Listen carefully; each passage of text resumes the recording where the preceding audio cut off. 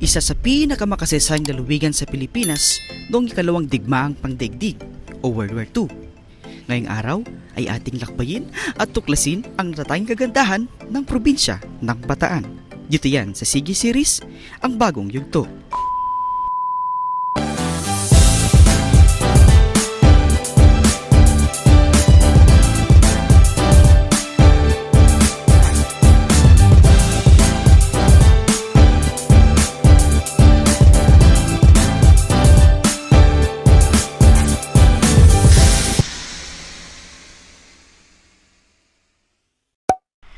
What's up guys? Andito tayo ngayon sa may Bagak, Bataan. Dito mismo sa Playa Pino. Ito yung resort, no? Makikita ninyo yung mga villa tsaka yung mga tent na tinayo ng mga campers dito sa campsite ng Bagak, Bataan. So mamaya, isa-isa natin yung mga activity dito sa resort na ito. So makikita nyo ngayon yung mga villa natin dito na pwede nyo i-rent pag kayo napasyal dito. So pwede kayong mag-rent dito at pwede rin magtayo ng mga tent na mas makakatipid kayo, makakasave kayo. So meron mga ganyan gawa sa kawayan na villa, maliit lang yan, good for 2 siguro or 3. For big family na to. Yan si Villa B, yan yung mga caretaker nila, at yung mga shower room. Ayan. So ito yung mga iba pa, yung mga pwede nyo i-rent, kubo at yung mga tent. 800 ang tent dito pag mag-rent ka, pero pag magti-tent pitching ka, may sarili kang tent na dala, 300 ang tent pitching. So bumaya kami kanina ng alas 12 ng gabi, nakarating kami ng 4 AM, pero nag-open yung resort ng 6 AM. Random yan talaga, mag-4 Ayan, days so talaga ako.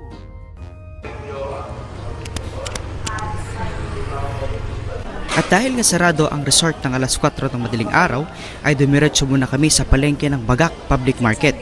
Bumili kami ng mga bagay na pwede naming ihawin at pwede naming lutuin habang kami nasa camping. So bumili kami ng isda, karne at mga gulay na pwede naming lutuin dahil ang balak namin ay mag-sleep over kami at uwi kami kinabukasan ng linggo. 20 to 30 minutes mula sa Bagak Public Market ay nakabalik kami sa Playa Pino at sinimulan na namin mag-set up ng mga tent na aming gagamitin. Malapit sa dalampasigan at malayo sa mga grupo ng campers ang napili naming lugar na pinagtuyuan ng aming tent dahil gusto namin ng tahimik o kaya naman sila ang maingayan sa amin.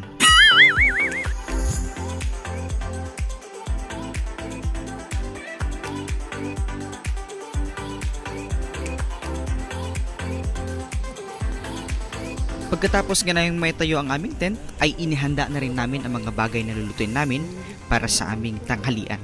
So nag-ihaw kami ng blue marlin, barbecue, at nag-ihaw din kami ng talong dahil gagawa kami ng insaladang talong. Tahimik at payapa ang Playa Pino dahil hindi pa ito gaano napupuntahan ng mga tao at hindi pa ito crowded.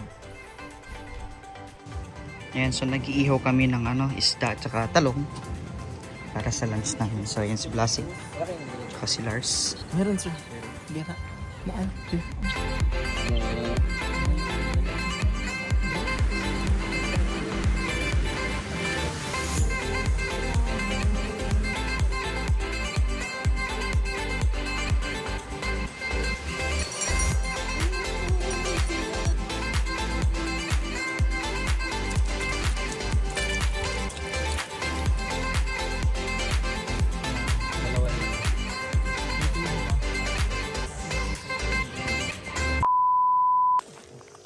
Maghahanap kami ng kasi wala kaming baong kanin. Wala din kaming baong bigas. Sabi ng caretaker ng resort, may mga bahay daw na nag-aalok ng saing. So magbabayad na lang kami ng kanin kasi wala din kaming dalang mga lutuan. So dito sa bandang likuran ng resort, may mga kabayan dito, yung mga lokal. So pwede daw magpasaing. So ngayon mag-attempt ka mo. Try lang naman. Actually napaka-thoughtful at napaka-helpful ng mga tao dito. Pinapahiram nila kami ng kaldera kaso Wala tayong baong bigas. So andito kami, may bahay dito kung makikita nyo. Ayan. So, ito try natin magpasaing.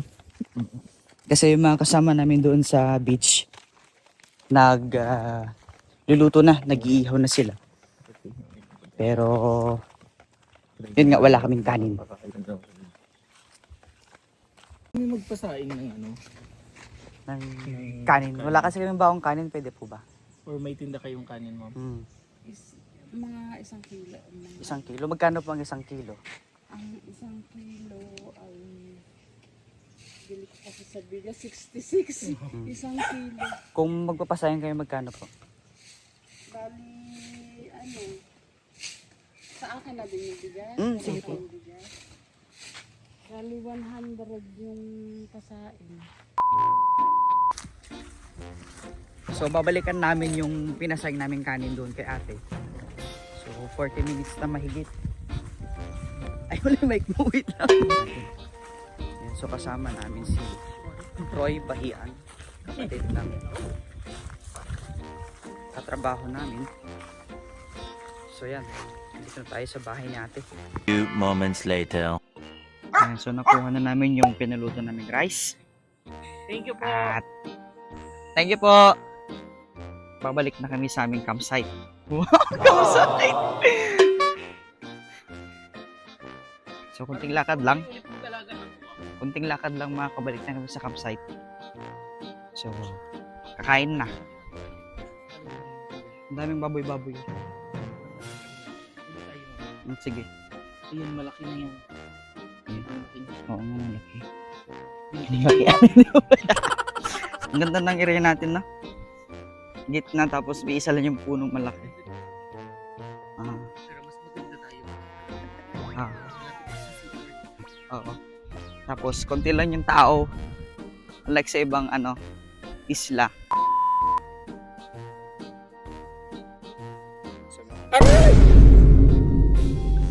Diyos ko, may mga ano pa rin. Inihaw na blue marlin, barbecue, hotdog, at inihaw na talong. Tapos,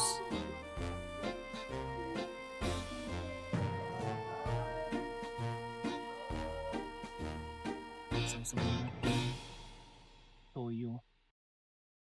di pala nahiwa yung barbecue. Tapos yung barbecue, O yung nagkarte ko na. get one in pass. Yung barbecue, get one in pass. Oo. Oo. Bahala na kayo maghiwa.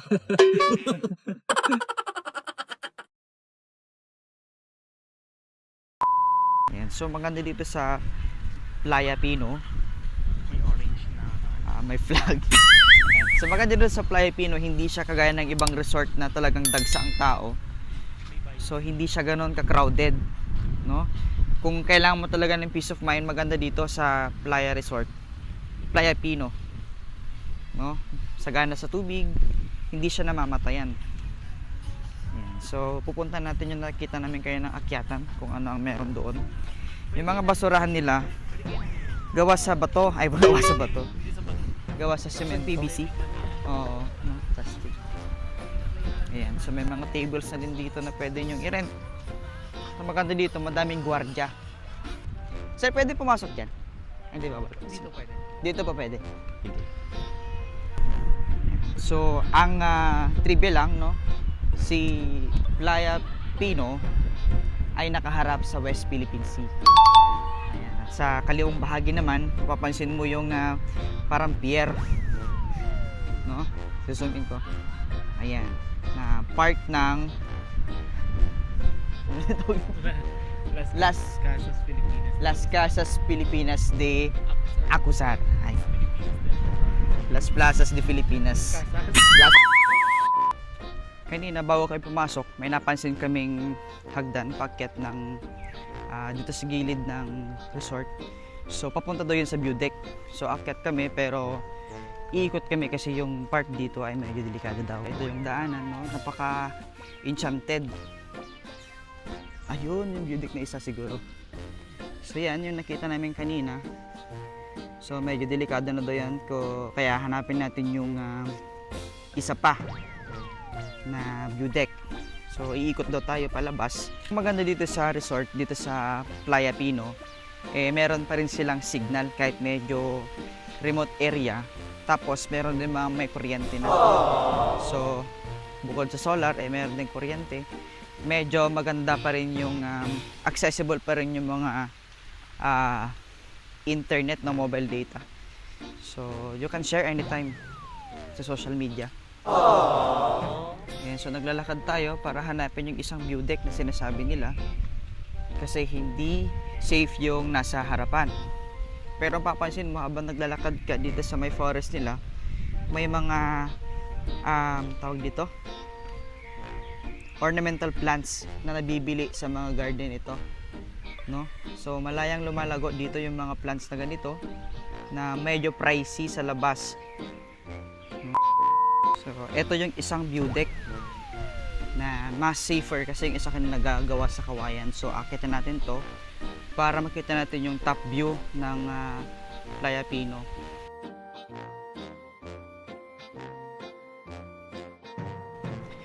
Ito yung view deck na sinasabi nila. So, makikita natin dito ang top view. Wow, top view ng Playa Pino. Wait, tabi po. Yeah. So yan yung view deck ng Playa Pino. So huwag tayo masyadong lumapit sa dulo kasi baka bumigay. Yan. Ito ang view deck ng bandang likuran ng Playa Pino. So may mga gusali ka naman makikita dito mula dito sa view deck ng Playa Pino. Mula rin dito ay makikita mo yung resort, no? Ilan sa mga resort doon sa babaan. Ito yung sinasabi nilang medyo delikadong daanan kanina kaya tayo dumaan sa may likod na sa may unahan pa. Gawa siya sa Kawayan at medyo marupok na. So babalik tayo doon sa kung saan tayo umakyat. So ayan pa. So meron pa sigurong daanan papasok diyan pero meron pa ba diyan? Nakita natin pa. Parang wala na yan. Diretsuhin pa natin. Parang wala namang... Diretsuhin pa natin, baka meron pa. Ito yung mas mataas pa sa view deck, na view. So, doon tayo sa dulo titingin kung ano yung view na pwede pa nating makita dito sa Playa Pino. So, habang umakyat tayo, mapapansin yung mga maglalakiang puno. Ang gaganda, no? Yung mga sanga, napakarami. Ayan. So hindi namin alam kung private property pa tong dinadaanan namin pero umakyat pa kami bukod sa view deck na nandoon sa unahan. So ayan. So napakaganda ng view dito sa itaas na bahagi ng Playa Pino, no? So napakadaming puno. Ayan. So meron dito isa pang view deck. Wow, ang ganda. Siguro hanggang dito na lang tayo kasi may mga private properties na sa unahan pa. So yan, ito. Kita mo dito ang viewpoint. Ito nga. Yan ang kabuuan ng Playa Pino. So kita mo na dito yung campsite mismo ng resort. Ayan. So doon kami nakapark. Ayun yung sasakyan namin, oh. Yan. Okay. At doon kami. Yun yung tent namin. So hindi lang kita na dito kasi masyado nang malayo. So naka 15x zoom na tayo. So yan yung view ng Playa Pino, no? So napakaganda dito sa tuktok. Kita mo dito yung mga tao. Yan.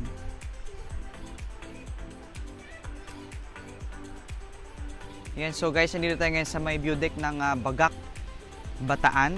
At makikita mo sa aking likuran ang napakagandang view ng Playa Pino Resort. Yan. So yan yung view deck, no? Dito rin sa Playa Pino, no? Dito rin sa Playa Pino, makikita mo na dito yung Bataan Nuclear Power Plant. So yan yun, kung makikita mo, maaninag natin dito, no? Yan. At sa kaliwang bahagi naman, makikita natin ang ito na naman yung pinakamahirap bigkasin. Las Islas Pilipinas de las Alas. Ayan. Ayan, so pababa na po tayo ng viewpoint. At babalik tayo sa may campsite para kasi alas 5 na. At dahil paggabi na nga ay kailangan namin bumili ng aming kakainin sa gabi dahil naubos ang aming pagkain sa pananghalian. Bumalik kami sa palengke ng Bagakbatan upang bumili ng dagdag ulam. Sa kasamang palad, pasarado na ang palengke ng Bagakbataan nang makarating kami dito. Ngunit nakabili kami ng isdang flying fish. Iba ang flying fish dito sa Bagakbataan. Malalaki kumpara sa mga nabibili natin sa labas. Pagkatapos ka na mabili, ang iba pang kailangan namin ay bumalik na kami kaagad sa resort ng Flypino upang ihanda ang aming dinner. Yan, so aray ko, may langgam. Maglilinis tayo ng fish, ihawin namin for dinner. So ang nabili namin na wala ng ibang fish is flying fish. So isusugba namin siya. Ganito siya kalalaki. Sana nakikita ninyo. Ayan. Flying fish talaga yan, bit. Oh. Gasan lang natin to. Tanggalan na kasak. Aray ko, may langgam talaga siya. Ayan, so inabot na kami ng gabi. Actually, mag-overnight kami. Ayan, and tomorrow pa kami uuwi. So, see you sa day 2. Magluluto na kami ng dinner. Then, kain na rin. Ito, mainit na to.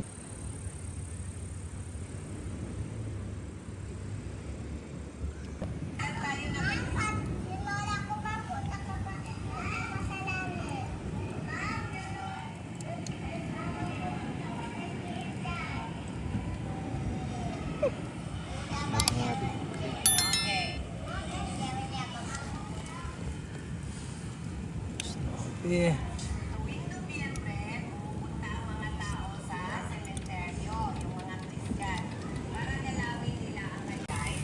Sarap, no?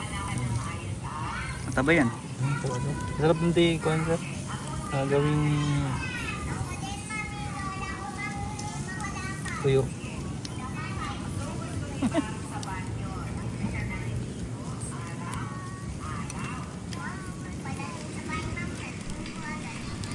A few moments later. Pagkaluto ng ulam ay kumain na kami dahil gutom na ang lahat. At alas 9 na ng gabi.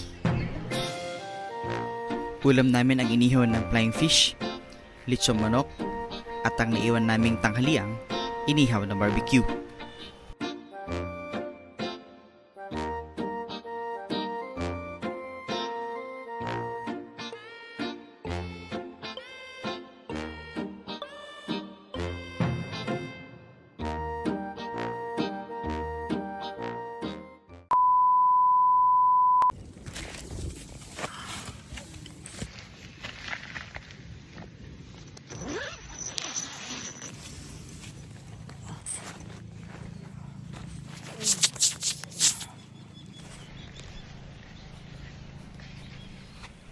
Paggising nga sa umaga ay makikita mo at masasaksihan mo ang ganda ng sunrise ng Bagakbataan.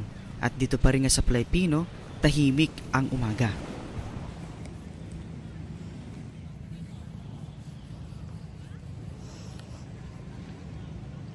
And so that's it, guys. Muna ako.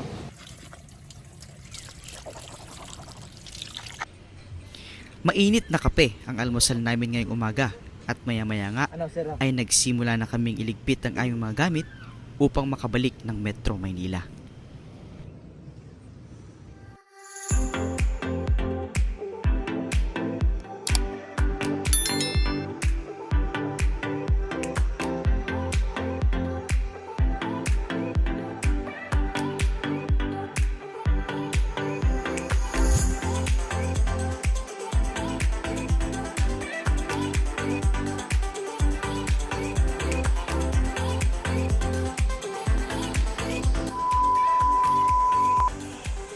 Hanggang dito muna ang ating lakbay dito sa Bagakbataan. At kung bago ka lang sa ating channel, i-click ang like and subscribe button para maging updated sa ating mga susunod pang lakad. Maraming salamat at magandang umaga.